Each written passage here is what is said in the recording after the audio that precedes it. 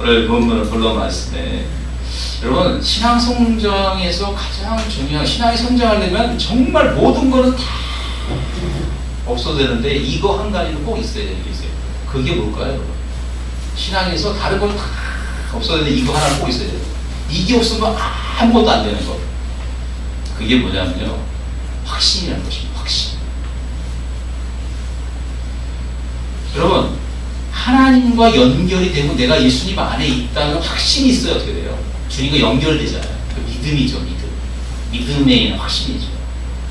확신이 있어야 뭐예요? 주님이 날 사랑하신다는 확신이 있어야 내가 뭐예요? 마음이 기쁘고 감사한 거죠. 내가 하나님과 연결되고 그리스도 예수 안에 있다는 확신이 없는데 있을까? 있겠지. 이 정도의 신앙으로 우리가 신앙생활을 한다면 우리에게 성장이 있을 수가 있겠어요? 성장은 없습니다. 그 자리에 계속 있는 거예요. 그렇기 때문에 확신이라고 하는 것은 너무너무 중요한 것입니다. 여러분, 요한일서에 제일 많이 나오는 동사가 뭔지 아세요? 안다라는 단어입니다. 안다. 아는 것, 지식, 안다. 안다라는 동사가 30번 이상 나와요. 그럼 여러분, 안다는 것은 성경에 여러분 너무 많이 들었지만 안다는 건 정보를 통해서 안다는 게 아니잖아요. 그죠? 어떻게 하는 거예요? 경험적으로 보고서 안다고 했어요. 사도 요한은 우리가 보고 믿고 알고 믿는다고, 믿음도 아는 것에서 시작한다고 하고 있어요. 그 알은 뭐냐면 바로 확신이죠. 확신이 있어야, 여러분, 확신이 있어야 성장하게 되고 우리의 신앙에 하나님과 연결되고, 확신이 있어야 주님과 연결되고 또 주님께 예배자가 되고, 그 다음에 우리 하나님의 복을 받았습니다. 아멘. 오늘 그 확신에 대해서 얘기하겠습니다. 하나님은 오늘 본문에서 세 가지의 확신을 갖기로, 우리에게 세 가지 확신을 갖기로 하고, 그 다음에 하나님은 또 왜 어떻게 확신을 갖고 확신에 머물 수 있는지 그 방법도 우리에게 가르쳐주고 있어요. 그래서 여러분하고 나누도록 하겠습니다. 첫 번째는 하나님은 우리에게 영생의 확신을 갖기로 합니다. 무슨 확신이요? 영생에 대한 확신. 여러분, 영생에 대한 확신은 오늘 읽은 5장 13절 말씀에 내가 하나님의 아들 이름을 믿는 너에게 이것을 쓴 것은 너희로 하여금 너에게 영생이 있음을 알게 하라 했습니다. 우리에게 뭐가 있다고요? 영생이 있음을 확신하는 것이 하나님의 뜻이에요. 영생이 있는 걸 확신해 어떻게 해요? 내가 주님 안에서 기쁨을 누리고 생명 가운데 살아갈 수 있는 것이죠. 여러분, 영생은 우리가 생각할 때 영생은 오래 사는 것이라고 생각하기 쉽습니다. 죽지 않고 사는 것, 그거 맞죠? 부활의 생명이니까. 그렇지만 그것도 시간적 개념으로 맞지만 영생의 진정한 의미는 뭐예요? 하나님의 생명입니다. 하나님의 성품을 말합니다. 하나님의 성품 자체가 영원한 생명이에요. 인간의 생명이 있듯이 하나님의 생명, 하나님의 성품, 그분의 질, 이것이 바로 영생입니다. 그렇기 때문에 영생, 예수님을 믿는다는 것은 예수님의 성품을 갖는다는 것이고, 다른 말로 하면 신적 권위와 신적 성품에 참여하는, 신의 성품에 참여하는 것이 바로 영생인 것입니다. 베드로는 그것을 신의 성품에 참여하는 은혜를 주셨다. 신의 성품에 참여하는 자. 베드로전서 1장. 그것이 바로 영생이에요. 예? 어떻게 하면요? 예수, 하나님의 아들의 이름을 믿는 자. 하나님의 아들 이름이 뭐예요? 예수 그리스도시죠. 예수가 그리스도이심을, 예수가 하나님의 아들이심을 믿는 자마다 뭐가 있다고요? 영생이 있다는 거예요. 근데 많은 사람들이 예수님을 그냥 내 죄를 사하시고 나 천국 데려가시는 분, 이 정도로만 생각하는 거예요. 예수님은 그런 분이 아니라 뭐예요? 예수님은 하나님이세요. 그는 근본 하나님의 본체 신화를 했어요. 그래서 하나님과 동등됨을 취할 것을 여기지 않고 오히려 자기를 비워 사람의 형체로 나타나시고 사람처럼 되셨다고 했어요. 여러분, 예수님을 생각할 때 우리가 신학에서 그걸 완전한 사람, 완전한 인간이라고 하는 걸 많이 강조해서 그렇지, 진짜 예수님의 정말 위대한 것은 사람이시기 때문에 위대한 게 아니라 뭐예요? 그분이 하나님이시기 때문에 위대한 것입니다. 근데 하나님이 뭐가 되신 거예요? 사람이 된 거예요. 사람이 하나님이 된 게 아니라 하나님이 사람이 되신 거예요. 그게 정말로 놀라운 것이 예수님이에요. 그 때문에 예수님을 볼 때는 그분의 인성이 있지만 그분의 신성을 우리가 절대로 간과하면 안 돼요. 그분은 전능하신 하나님, 전능자시라는 거예요. 예수님 부활하신 이후에는 부활한 몸, 이 인성도 부활한 몸이고 그분은 완전히 하나님의 신성의 충만함이 육체로 거하시는 거예요. 그분은 하나님이십니다. 완전한 신이세요. 그분을 믿으면 여러분 예수님 다 예수님을 믿죠? 예수님은 하나님의 아들로 믿죠? 네. 그러면 여러분 안에 영생이 있어요, 없어요? 있어요. 여러분 안에 신적 권위가 있어요. 네? 여러분이 예수님처럼 하나님처럼 되는 성품들이 다 있다는 거예요. 그래서 예수님에 나오잖아요. 그때 예수님 뭐라 그러세요? 하나님의 말씀을 받은 자를 신이라 할 거를 시편에 나오는 말씀. 내가 하나님의 아들이 하는 것이 왜 참나하냐. 여러분 하나님의 말씀을 받은 자는 다 누구든지 사람도 뭐예요? 신이 된다는 거예요. 하나님이 된다는 거예요. 하나님과 같은 신적 존재가 된다는 것입니다. 그런 존재가 우리가 그런 존재라는 것, 그게 바로 영생을 가지고 있다는 확신이라는 거죠. 아멘. 여러분 하나님께로서 난 사람인 여러분이 그런 존재예요. 그래서 앞에 요한에서 5장 1절부터 12절까지 뭐예요? 하나님께로 난 자마다 하나님의 자녀를 사랑한다고 해요. 하나님께 낳았다 그랬잖아요. 예수님도 하나님께로 낳고, 그래서 예수님도 하나님께로 낳고, 우리도 하나님께로 낳았다는 거예요. 동일하게 하나님의 자녀고 신의 성품을 가진 자라는 것을 요한이 계속 얘기합니다. 그것은 하나님이 우리를 사랑하셨기 때문에 그렇다는 거예요. 그래서 예수님이 물과 피로 임하신 자다. 그래서 예수님이 물로만 임한 게 아니라 영지주의자, 케린투스 같은 영지주의자, 예수님이 침례받을 때에 왔다가 예수님이 갈 때 십자가에 돌아가실 때는 예수님이 떠났다. 이렇게 말하는 예수와 그리스도를 분리하는 이런 영지주의적 가르침에서 어떻게 해요? 아니라는 거죠. 예수님 물과 피로 임하셨다는 거예요. 그래서 십자가의 사랑을 요한이 우리에게 전해주고 있어요. 이 물과 피로 임하신 하나님의 사랑을 증거하는 게 성령이라고 말하고 있어요. 그럼 또 아버지 하나님도 뭐예요? 예수님에게 영생을 주셨다. 예수님을 믿는 자마다, 아들 있는 자마다 영생이 있다는 걸 또 말씀하시는 거예요. 성부와 성자가 예수님 아들 하나님 증거하시고, 그 영생이 여러분이 있다는 걸 요한이 증거하는 것입니다. 요한이 왜 이걸 계속 증거하냐? 여러분이 어떤 존재다? 여러분과 내가, 예수님을 믿는 여러분과 내가 어떤 존재다? 너무나 예수님처럼 귀한, 하나님 보시기에 너무너무 귀한 존재라는 거예요. 그래서 골로새 3장 12절에 보니까 이런 말씀이 있어요. 제가 참 좋아하는 말씀인데요. 골로새 3장 12절 좀 띄워주세요. 자, 읽어보겠습니다. 시작. 그러므로 너희는 하나님의 택하신 거룩하고 사랑하신 자처럼 긍휼과 자비와 겸손과 오래와 오래 참음을 보이고. 그러면 너희는 뭐예요? 하나님의 택하신 거룩하고 사랑하신 자처럼. 이게 뭐냐면요, 너희는, 이게 원문이 이렇게 돼 있어요. 영어 성경도 이렇게 되는데요, 하나님의 택하신 자녀로서. 근데 어떤 자녀야? 거룩하고, 영어가 더 좋아요. dearly loved. dearly가 뭐냐면요, 정말 대단하게, 너무나 대단하게 사랑을 받는다는 거죠. 스톤드. 너무나 대단하게 사랑을 받는 택하신 존재라는 것이에요. 하나님 우리를 사랑하실 때 그냥 사랑하신 게 아니라, 그냥 사랑한 게 아니라 뭐예요? dearly loved. 정말 대단하게, 정말 너무나 사랑하셨다. 너무나. 그렇게 사랑을 입은 자들이라는 거예요, 여러분이. 그 사랑을 입어서 영원한 생명을 가졌다는 거예요. 그분 자신을 주셨다는 거예요. 아멘, 아멘. 그거를 확신해야 돼요. 내 안에 그 영생이 있다. 하나님의 영생이 있고 내가 불멸의 존재라는 거 믿어야 되고, 또 내가 뭐예요? 그렇게 사랑을 받는 존재라는 것을 여러분 확신해야 돼요. 사랑을 입은 특별한 존재라고. 아멘, 아멘. 안 믿어지면요, 계속 선포하세요. 마음에 내 잡생각도 다 버리고 계속 나는 하나님의 거룩하고 택하심을 입은 거룩하고 사랑하심을 입은, 사랑하신, 이렇게 우리말 보내주는데 우리말 너무 약해요. 너무나 사랑하심을 받은, 이렇게 수동태로 했어요. 그런 하나님의 자녀라는 것, 백성이라는 것을 마음에 믿어야 됩니다. 그게 영생을 가졌다고 하는 의미인 것이에요. 확신입니다. 아멘, 아멘. 아멘. 여러분, 그런 확신이 있을 때 두 번째 생기는 확신이 바로 기도의 확신입니다. 두 번째 확신. 두 번째 기도의 확신은 14절, 15절에 나와 있습니다. 읽어보겠습니다. 시작. 그를 향하여 우리의 가진 바 담대한 것이 이것이 그의 뜻대로 무엇을 구하면 들으시리라. 우리가 무엇이든지 구하는 바를 들으시는 줄을 안즉 우리가 그에게 구하는 그것을 얻은 줄을 또한 아느니라. 여러분, 하나님 앞에 여러분에게 소중한 존재예요. 여러분이 하나님 앞에 소중한 존재, 주님이 나를 이뻐서 어쩔 줄을 모르는 그런 존재라고 내가 믿어야, 예? 내 죄를 사하시고, 또 예수님 보니까는 우리의 죄를 사할 뿐만 아니라 뭐야? 하나님 보좌 우편에서 우리를 위해 간구하시는 거예요. 아들을 내어주시니가 무엇을 아끼겠느냐? 모든 것을 너에게 선물로 주시지 않겠냐? 로마서 8장에 하나님 이렇게 말씀하셨어요. 바울을 통해서. 그게 하나님이 우리를 향하신 마음이에요. 하나님 우리를 그렇게 사랑하세요. 네? 저는 이제 우리 다영이 나이가 있지만 요즘 제가 이제 애들하고 오후에 이제 우리 형제 세일 할 때 주훈이하고 이삭이가 우리하고 놀아요. 형제들하고. 그래서 엄청 친해졌어요.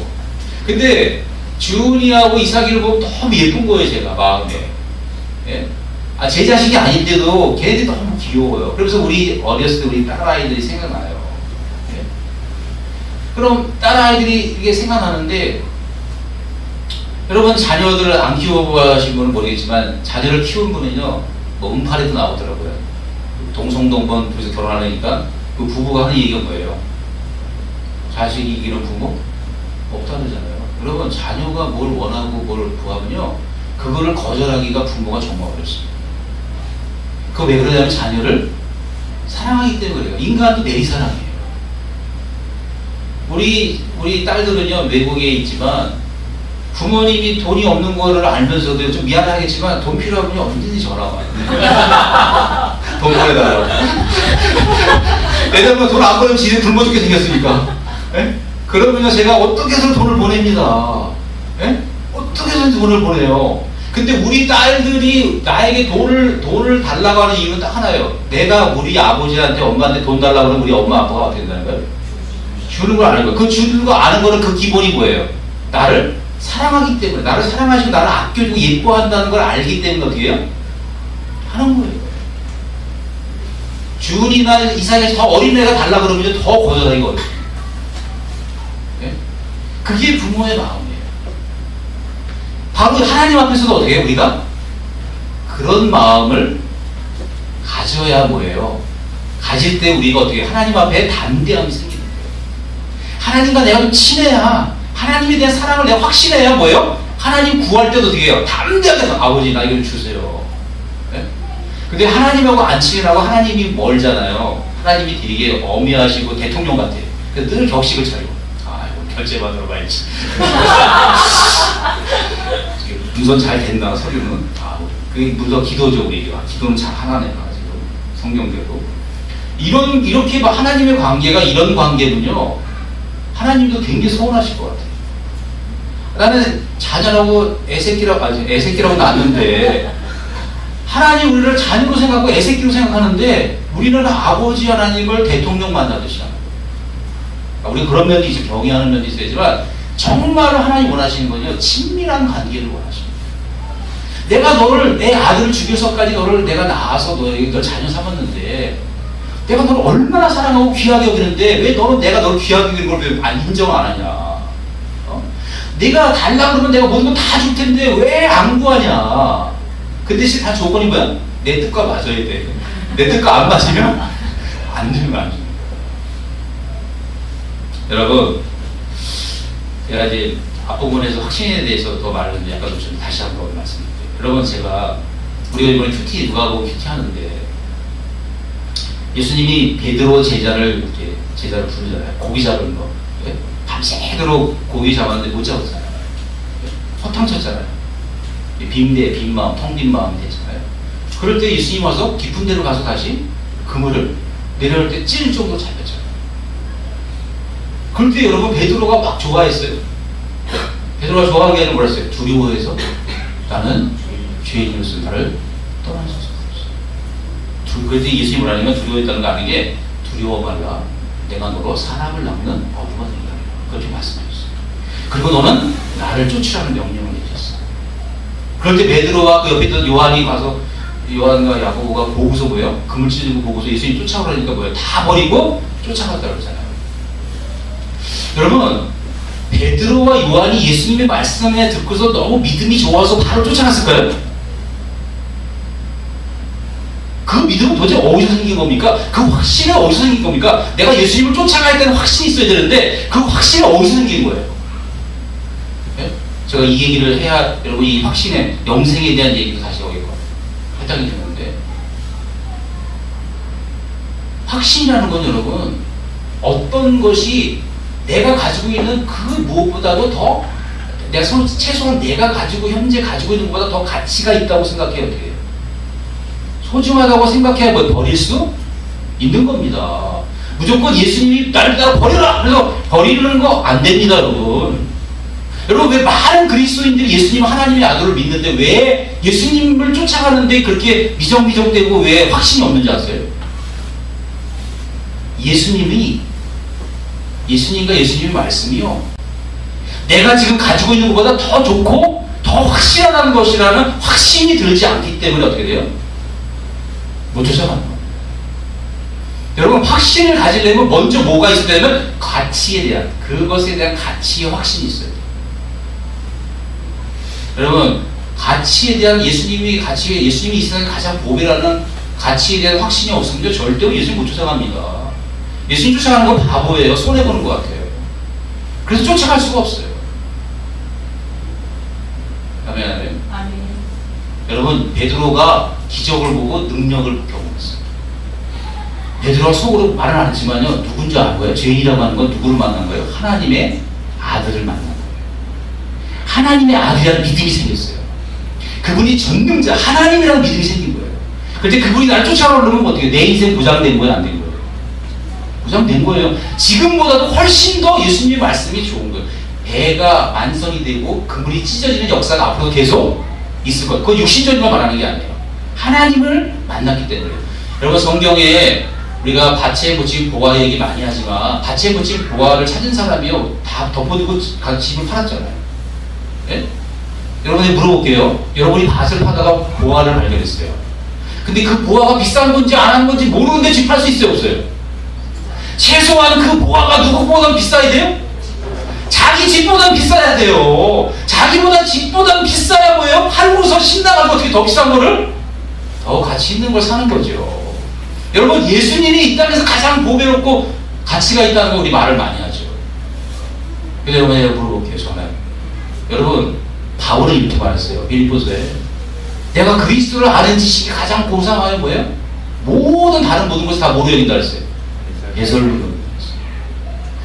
이렇게 되는 게 뭐냐면요, 진짜 바울은 예수님이 가장 소중하다는 것을, 예수님을 아는 것이 이 세상의 최고의 가치를 가지고 있다는 걸 확실했어요. 그렇기 때문에 모든 게 뭐로 본 거예요? 예설로 보인 거예요. 여러분이 지금 가지고 있는 것, 여러분이 누리고 있는 것이 예수님보다 더 소중하다고 생각하면요, 절대로 여러분 예수님 못 쫓아갑니다. 누가 소중하다고 생각해야 쫓아가요? 예수님이 소중하고 예수님 주신 영생이, 하나님의 나라가 소중하다고 확신해야 어떻게 해요? 다 버리고 쫓아갈 수 있는 것입니다. 그 확신이 들지 않으면 절대로 여러분은 못 쫓아갑니다. 쫓아갈 수가 없어요. 그럼 어떻게 쫓아가요? 내가 가지고 있는 게 더 소중한데. 근데 그걸 바울은 쓰레기라고 그래요. 내 쓰레기가 더 소중한데. 예수님은 덜도 소중해. 내가 가지고 있는 게 더 소중해. 절대로 버리고 못 쫓아갑니다. 확신이 없어요, 확신. 근데 여러분, 우리에게 진짜 확신을 가지는 필요한 게 뭐예요? 예수님의 가치를 알아야 돼요. 어린아이에게 여러분, 주은이 또 이삭인데, 주은이하고 이삭이한테 10,000원 주면 좋아할 거예요. 근데 내가 1억 원짜리 수표를 써줬어. 쓰기 아니라 내가 1억 원짜리 줬어. 걔네들 1억 원짜리 종이 받으면 좋아할까, 안 좋아할까요? 뭔지도 몰라요. 왜 안 좋아해요? 10,000원짜리 주면 좋아하는데 10,000원짜리는 가치를 알아요. 근데 1억 원짜리 수표는 가치를 몰라요. 1억 원짜리 훨씬 좋은 건데도 저도 몰라. 왜? 가치의 소중함을 모르기 때문에. 여러분, 하나님의 나라는 침노하는 자의 것이라고 했어요. 침노하는 뜻이 뭐냐면요, 마음대로 들어와서 원하는 자로 가져가라는 뜻이에요. 천국문이 열려있다는 거예요.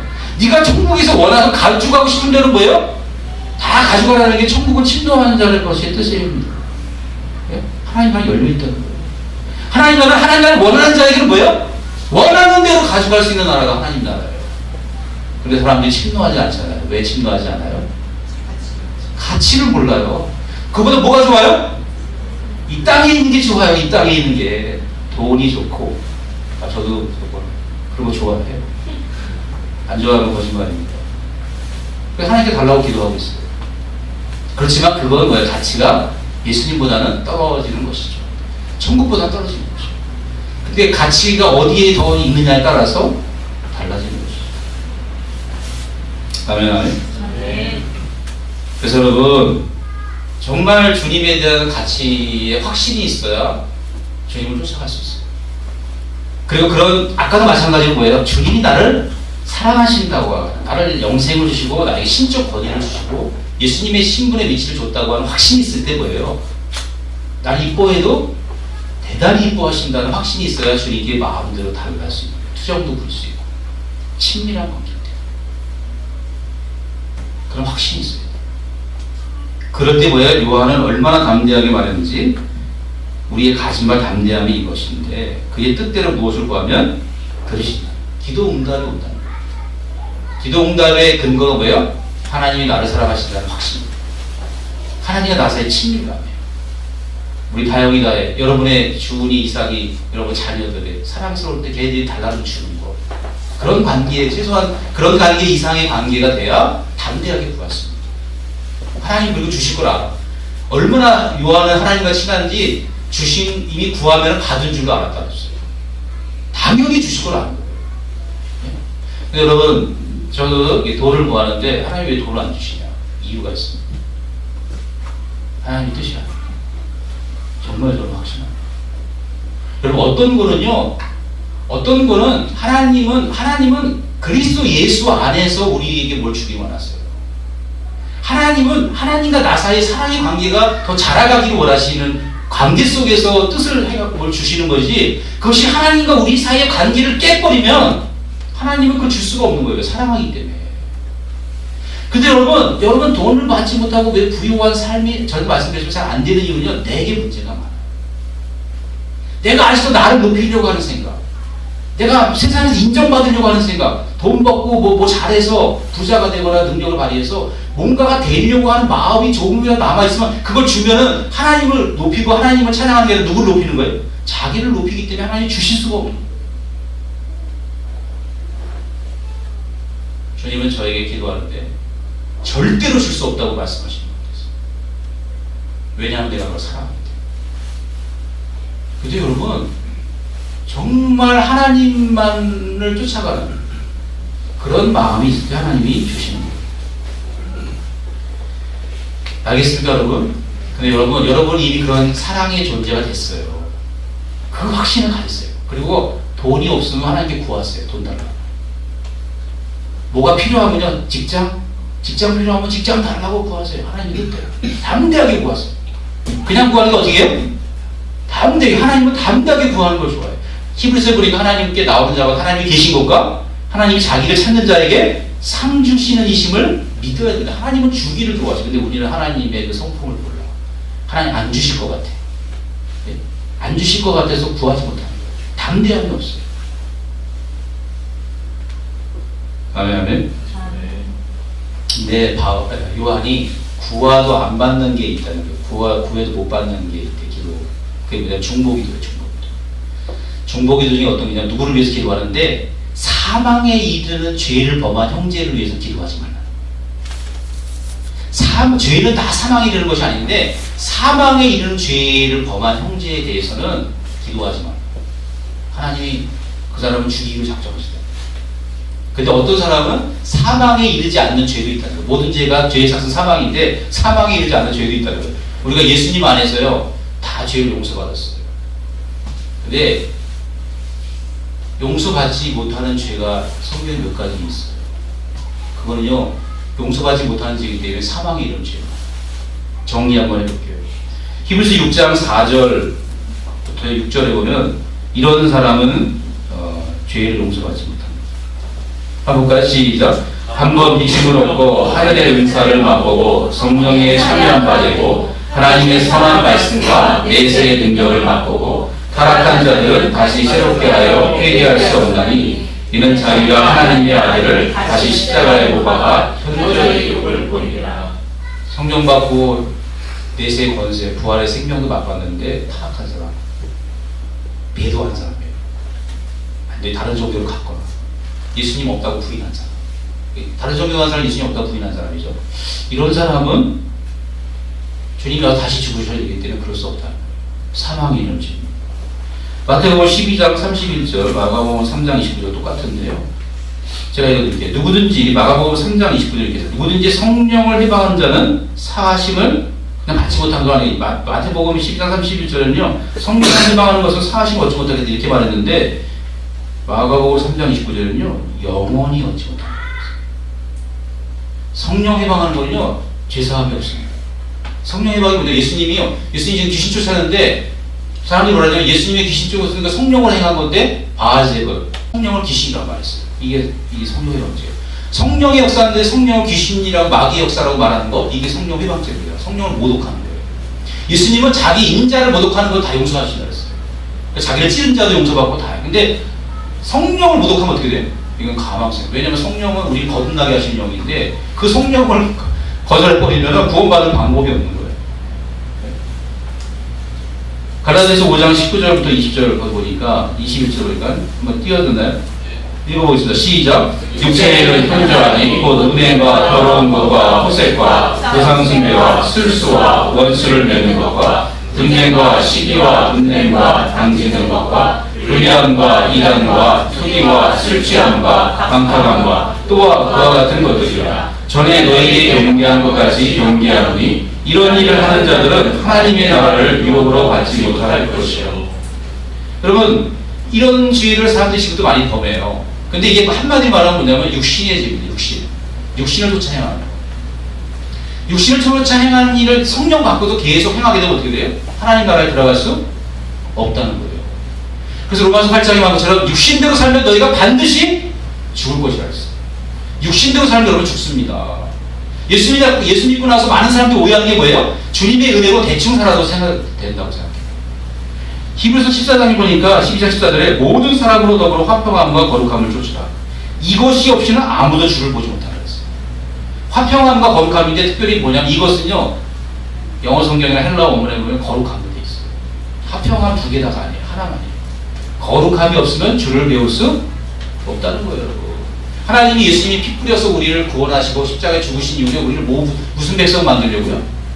거룩한 백성 만들려고 하신 거예요. 지 마음대로 육체대로 자기 정욕을 따라 마음껏 자기의 마음의 정욕을 만족시키면서 사는 그런 삶을 사방하신 거 아닙니다.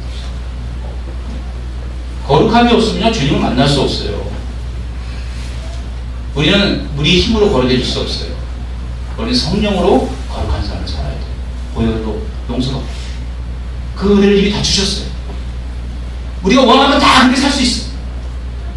근데 우리가 주님에 대한 확신이 약하고 주님과의 관계가 약하니까 자기의 정욕을 따라 많이 살아요. 어제 우리 교사 세미나 갔는데 교사 세미나 너무 은혜를 많이 받았어요. 워낙 제가 진흥원에 있었어요. 그 교사 세미나 우리 침례교 교단에서 하는 교회 진흥원에서 한 건데 제가 진흥원에서 좀 일하다가 제가 암에 걸렸는데 거기 직원들 다 했을 때부터 원장님부터 너무 은혜로운 거예요. 제가 옛날 진흥원에 있을 때보다 스태프들이 다 목사님들로 바뀌었어요.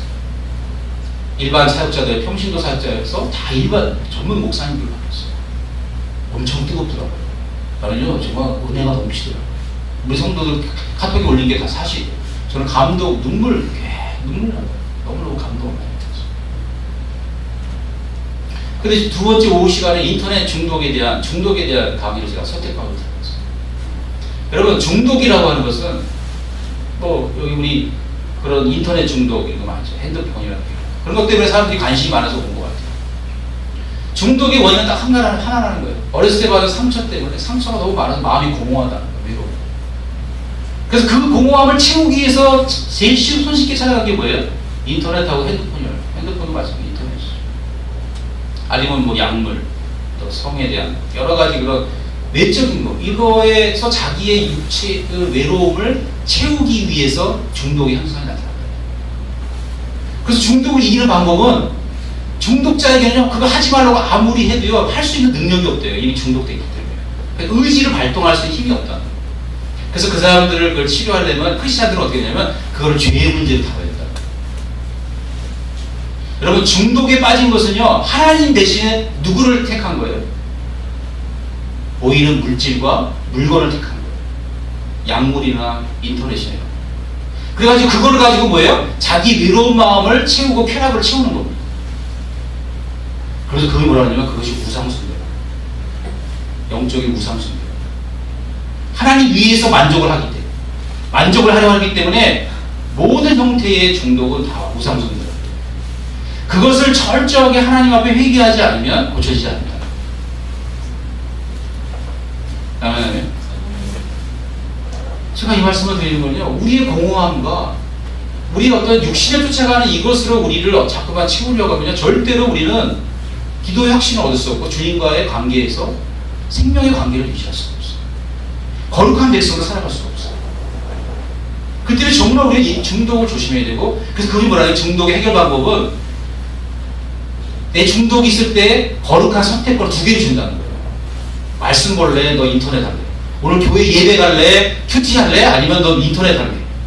그래서 둘 중에 하나 선택을 하고 자꾸만 인식을 바꾸도록. 그래서 자꾸만 거룩한 걸 택하는 훈련을 하면 중독이 힘을 잃고 사라진다는 그런 말씀을 하시더라고요. 이게 중요한 얘기를 들었어요. 그래서 우리 중독에 빠진 청소년들이나 이럴 때 다그치면 안 돼요. 그래서 그분이 그런 중요한 말을 했어요. 뭐라 하냐면, 청소년들, 저도 이제 청소년, 거의 틴티, 청소년들 광자에 들어갔는데, 청소년들이요, 그렇게 인터넷에 빠지는 이유는요, 그 청소년 혼자만의 문제가 아니라, 그것은 부모의 문제라, 가정의 문제라. 가정에서 부모로부터 그런 정서적 안정을 못 받았기 때문에 걔가 마음에 문제가 생겨서 그것을 찾기 위해서 인터넷이라든가 다른 중독을 찾아간다. 그래서 그 청소년의 중독을 고치려면 부모가 먼저 치료를 받아야 된다 했어요. 부모가 같이 상담을 해야 되고, 또 부모가 사역자와 함께 이야기를 나눠야 된다 했어요. 중독뿐만 아니라 청소년들이 많이 가지고 있는 많은 문제들, 무기력함이라든가 우울감이라든가 이런 모든 문제는 다 가정과 연결되어 있기 때문에, 성장기이기 때문에 함께 치료해야 된다는 얘기도 굉장히 도움이 됐었어요. 그래서 여러분, 우리는 그렇게 주님 앞에 사랑받는 존재이기 때문에 기도에도 확신을 갖고 주님께 구했으면 좋겠어요. 아멘. 그래서 정말 주님은 우리에게 죄로 가는 그런 사망에 이른 죄의 이르지 않기를 원하세요. 육신대로 살면 죽습니다. 성령을 회방하면 죽습니다. 타락하면 죽습니다. 사망에 이른 죄들이. 마지막 3번째는 하나님은 우리에게 보호의 확신을 갖기를 원하세요. 보호의 확신. 무슨 확신이요? 보호의 확신. 성경에 주님이 얼마나 우리를 확실하게 보호하시는지 18절, 19절, 20절까지 보시죠. 시작. 하나님께서 18절 시작. 하나님께서 난 자마다 범죄치 아니하는 줄을 우리가 아노라. 하나님께서 나신 자가 저를 지키시매 악한 자가 저를 만지지도 못하느니라. 또 아는 것은 우리는 하나님께 속하고 온 세상은 악한 자함에 처한 것이며, 또 아는 것은 하나님의 아들이 이르러 우리에게 지각을 주사 우리로 참된 자를 알게 하신 것과, 또한 우리가 참된 자 곧 그의 아들 예수 그리스도 안에 있는 것이니 그는 참 하나님이시요 영생이시라. 20절까지는 여러분, 하나님께로 난 자마다 범죄치 않는다 그랬어요. 이건 지난번에 말했지만 우리 범죄합니다. 죄 없다 하면은 거짓말하고 진리가 그 안에 있지 않다 그랬어요. 우리가 범죄하는 것은 옛사람이 속합니다. 이 지체, 아직 부활하기 전에 이 죄성이 육체 가운데 있기 때문에 옛사람은 범죄예요. 그렇지만 주님과 함께 예수님 하나님의 아들이심을 믿고 거듭나, 성령으로 거듭나 속사람은 영은 주님과 연합했기 때문에 새 사람이 됐어요. 주님이 뭐라냐면요, 그리스도께서 우리에게 오셔서 지각을 주셨다. 성령을 통해서 주님이 친히 그리스도께서 이 땅에 오셔서 지각을 주셔서 지각을 우리에게 인식해 준 거예요. 머리에 우리의 마음에. 그래서 하나님을 깨달을 수 있는 걸 알게 해주는 거예요. 여러분, 하나님을 깨달은 건 우리가 잘나서 깨달은 게 아니라, 머리가 좋아서 깨달은 게 아니라 뭐예요? 주님이 지각을 주셨기 때문에. 그래서 예수님이 복음서에 말했어요. 아버지를 아는 자는 아들밖에 없다 그랬어요. 아들과 아들의 소원대로 계시를 받은 자 외에는 아버지를 아는 자가 없나이다 그랬어요. 예수님이 하나님께 구해서 하나님 아버지를 알 수 있는 지각을 우리에게 주셔야 뭐예요? 하나님을 알 수 있는 거예요. 그러니까 여러분은 예수님을 구세주라고 고백하는 건요, 하나님의 아들이라고 고백하는 건요, 엄청난 은혜를 받은 거예요. 예수님한테. 성령님한테, 우리 아버지 하나님한테. 그래서 여러분이 누구 안에 있어요? 그리스도 예수 안에 있다. 그는 뭐예요? 참 하나님이시요 영생이다. 여러분, 하나님의 놀라운 능력이 뭐냐면 정말 우리가 그리스도 예수 안에 하나님을 두신 거예요. 나오셔가지고 우리 어디다 두신 거예요? 예수 그리스도 안에 한 몸 한 영이 되게 하신 거예요. 여러분, 예수님이 우리를 한 몸 한 명이 다 어디로 데려가셨어요? 하나님 보좌 우편에 데려갔다. 하늘로 데려가셨다고 그러잖아요. 그래서 우리의 생명이 뭐야? 그리스도와 함께 하나님 안에 감춰졌다 그랬어요. 우리의 생명이신 그리스도께서 나타나실 그때에 너희도 그리스도와 함께 영광 중에 나타나. 골로새 3장. 하나님, 우리가 그리스도와 함께 하나님의 안에 감춰졌어요. 그러니까 우리가 뭐예요? 예수님 안에 있는데 또 하나님이 그리스도를 또 덮으셔. 이중, 삼중 성령으로 덮으셔요. 삼중으로 우리를 보호하셔요. 그리고 사단이 우리를 건들 수 있어요, 없어요? 절대로 못 건드립니다. 우리의 새 사람은 절대로 거듭난 사람은 건드릴 수가 없어요. 왜냐면 하나님 안에 있는데 어떻게 사단이 건드려요? 사단이 건드리는 거 뭐만 건드리는 거예요? 옛사람만 건드리는 거예요. 병들게 하고 시험 들게 하고 상처를 막 일으켜서 막 자존감 떨어지게 하고 분노하게 하고 모든 하나님 안에 들어가지 못하는 죄를 범하게 하는 건 다 옛사람을 자극하는 것입니다. 여러분, 우리가 확신이 되는 게 뭐예요? 그리스도 예수 안에 있는 자에는 결코 정죄함이 없습니다. 그건 옛사람이 아니라 뭐예요? 새 사람을 말하는 거예요. 새 사람. 여러분, 그러니까 우리는 옛사람을 십자가에 죽여버렸어요. 하나님이 죽으셨어요. 죽게 하셨어요. 그게 바로 십자가의 능력입니다. 옛사람을 십자가에 죽이시고 우리가 그리스도와 함께 죽고 그리스도와 함께 부활했어요.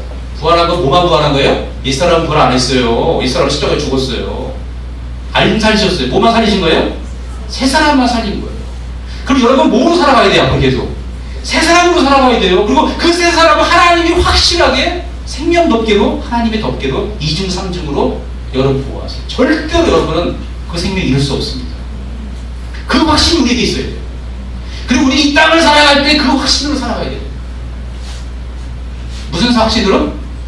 새 생명으로 살아가야 돼요. 새 사람으로. 그러므로 바울이 뭐라 했어요? 갈라디아서 2장 22절에 그러므로 내가 그리스도와 함께 십자가에 못 박혔나.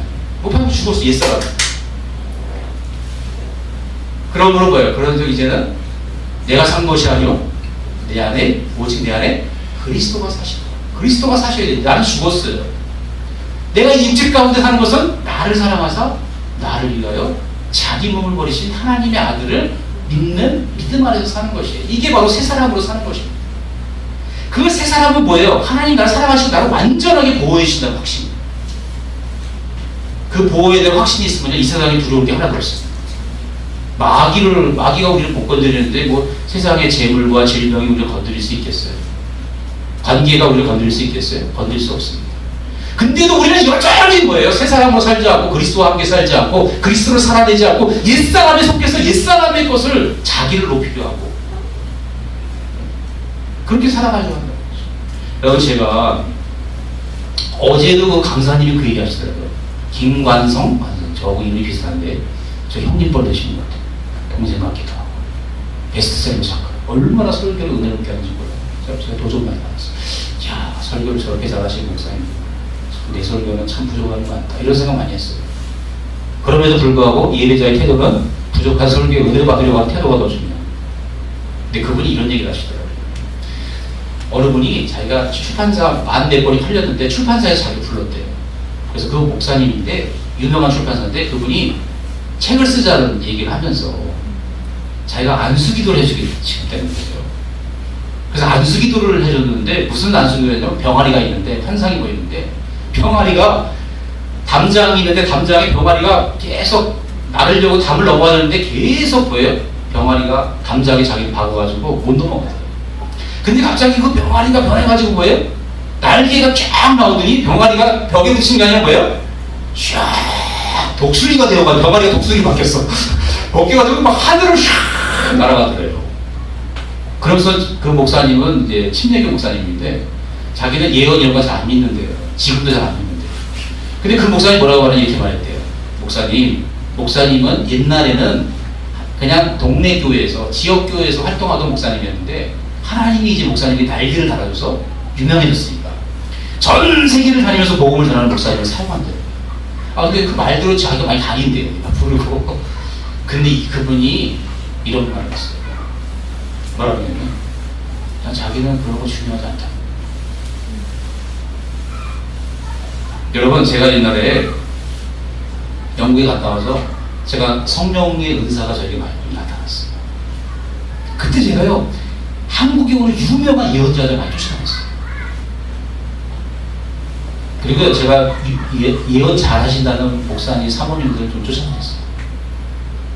그 사모님이 저에게 엄청난 예언을 했습니다.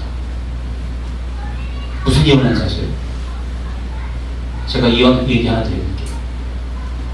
형제는, 형제한테 들은 거예요. 삼천리 금수강사를 흔드는 주의 종이 될 거예요. 흔들기 뭐 흔들어요, 지금? 뭐 흔들고 있는지 모르겠어요. 네? 또 어떤 분을 보내잖아요. 목사님은 제3의 물결의 은사자 중에 선도대열의 선봉에 있어서 한국교회를 이끌어갈 것이죠. 여러분, 제가 그런 예언 들었을 때 마음에 어떤 생각이 들었을까요? 쫙 올라가죠. 제가 그 예언 듣기 전에는요, 굉장히 겸손했었어요. 근데 그 예언을 듣고 나서요, 나도 모르게 내 마음이 엄청나게 교만해졌어. 내가 대단한 사람이 된 거야. 벌써 난 이미 제3세기, 제3의 물결에 성공에선 나는 지도자야. 네? 이제 몇 년 전 얘기예요. 목회하기 전에. 목사님을 딱 만나면요, 나를 쫓아와야지. 잘하고 있는 거니까 좀 더 배워야 되겠네. 이런 태도를 제가 마음에 가졌어요. 그 태도가 좋은 태도예요, 나쁜 태도예요? 여러분, 하나님이 저를 제3의 물결의 선봉에 쓰실 수도 있다고 저는 생각해요. 그 예언이 아직 안 이루어졌기 때문에, 이 참 예언이라면. 근데 문제는 여러분, 예언에 있는 게 아니라 뭐에 있는 거예요? 내게 문제가 있는 거예요. 내가 그것을 나를 높이는 자만심으로 삼은 거예요. 자기를 높이는 자만심으로 삼아버리니까 자기가 우상이 되어버렸어요. 여러분, 마지막 요한일서의 문장은요, 너무 이상하게 끝나요. 뭐라고 말합니까? 자녀들아, 너희 자신을 지켜 우상에서 멀리하라. 아니, 갑자기 밑도 끝도 없이 무슨 자기에게, 무슨 우상에게 멀리하라고 끝나요? 설교가? 편지가 끝나. 네? 이건 뭐냐면 여러분, 하나님의 확신에 구하고 영생을 받고 기도의 응답을 받고 보호의 확신에 하나님 주셨는데 우리에게 그것을 단칼에 무너뜨리는 게 바로 뭐예요? 우상숭배예요. 우상숭배하며 하나님이 주신 확신 가운데 구할 수 없습니다. 자기를 높이는 데 정신이 없어요. 심지어는 영적인 것 가지고요. 목회자는요, 설교자라는 우상, 자기 설교자라는 거 자기 높입니다. 얼마든지 그럴 수 있어요. 저희 간증이에요. 저는요, 요즘은 제가 설교를 잘 못한다는 생각을 좀 해요. 옛날에는요, 그런 생각을 해본 적이 없어요. 내가 나를 스스로 높였어. 설교 잘하는 목사. 그게 여러분 다 우상숭배입니다. 여러분, 하나님이 여러분을 생명 덮개로 덮어주고 기도의 응답을 주시고 여러분에게 은사를 주신 것은 여러분을 높이라고 준 거 아니에요. 자기의 권위를 높이라고 준 거 아닙니다. 그 은사는 하나님을 위해 쓰고 섬기라고 준 거죠. 예언의 말씀은 나를 낮춰서 하나님을 섬기고 교회를 섬기라고 준 거지, 내가 잘되고 내가 뛰어난 사람 되라고 준 거 아니에요. 저는 저를 높이는 예언 조심하기로 했어요. 그런 예언은 그냥 참고만 하기로 했어요. 여러분, 거짓 선지자가 하는 말이 뭔지 성경에? 평화라 했어요. 모든 사람에게 칭찬을 받는 거짓 선지자라고 주님 말씀하셨어요. 예수님이 친히. 목사인데 여러분, 비난을 받지 않고 질책하는 설교하지 않고 다 성도들이 좋다는 말만 하고 좋아 잘하고 있어요. 칭찬만 해주는 목사는 좋은 목사가 아닙니다. 강남에 어느 큰 교회는요, 예언하면 다 칭찬만 해줍니다. 그 사람이 잘못을 시험하지 않습니다. 그런 예언은 잘못된 예언입니다. 성경에 보니까요, 고린도서 14장에 보니까 뭐예요? 너희가 예언의 은사를 받아서 사람의 마음에 숨긴 것을 드러낼 때 그가 사람들 앞에서 너희 가운데 참고 하나님을 살아계시지 않고 하면서 엎드려 하나님께 영광을 돌리지 않겠다고 바울은 말했어요. 여러분, 우리는 이 시대가 프라이버시를 존중하는 시대라 조금만 성도의 죄를 공개적으로 말해도 막 난리가 납니다. 성도들이. 예? 자기를 무시한다고. 성경에 보니까 예언하는데 대중 앞에서 죄를 막 드러냈어요. 마음에 숨은 생각을. 그때 그들이 뭐라 그러세요? 나를 말 그 다음에 안 나오네. 나를 네가 이렇게 무시해? 이건 자비입니다.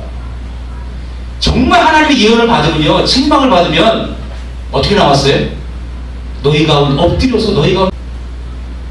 여러분, 예언은 마음에 숨긴 것을 드러내는 것이 예언입니다. 칭찬도 하면서 드러내야 돼요. 여러분, 칭찬이 우리의 영혼을 망칠 수 있습니다. 책망이, 그래서 잠언서에 책망이 하나님의 사랑이라고, 사랑의 증거라고 그렇게 많이 말하는 거예요.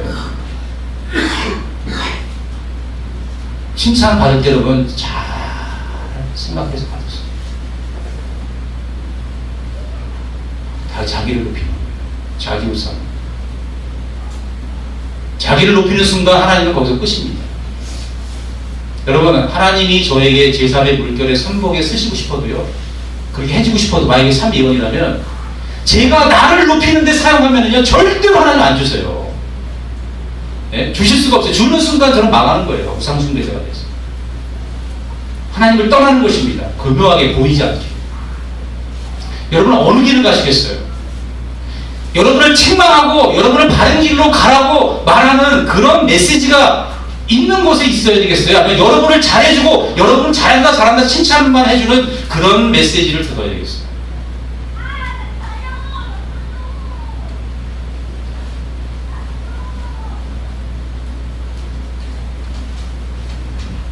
여러분, 우상 숭배 중에 제일 교묘한 게 자기 우상입니다.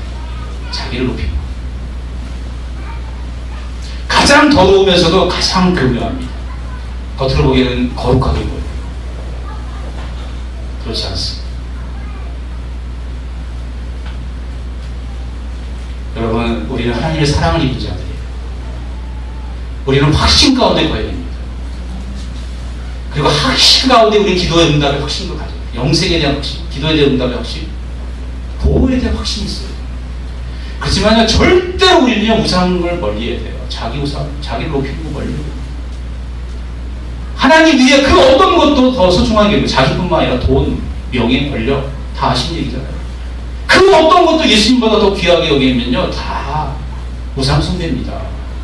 바울처럼 그리스도 외에는 그리스도를 아는 지식이 고상해서 다른 모든 걸 쓰레기로 여겨야 그 신앙이 정말 우상 숭배하지 않는 신앙이에요. 여러분이 아직도 예수님을 쫓아가고 예수님을 믿는 것이 내게 그렇게 소중하지 않다면 여러분 우상 숭배자의 가능성이 저와 여러분이 굉장히 높습니다. 왜냐하면 예수님이 가장 귀하지 않기 때문에. 예수님이 귀하지 않다는 건 내가 귀하든지 예수님 외에 뭐가 귀한 게 있는 거예요. 그걸 다 버려야 됩니다. 그래야 확신 가운데 거할 수 있어요. 아멘, 아멘. 제가 하겠습니다.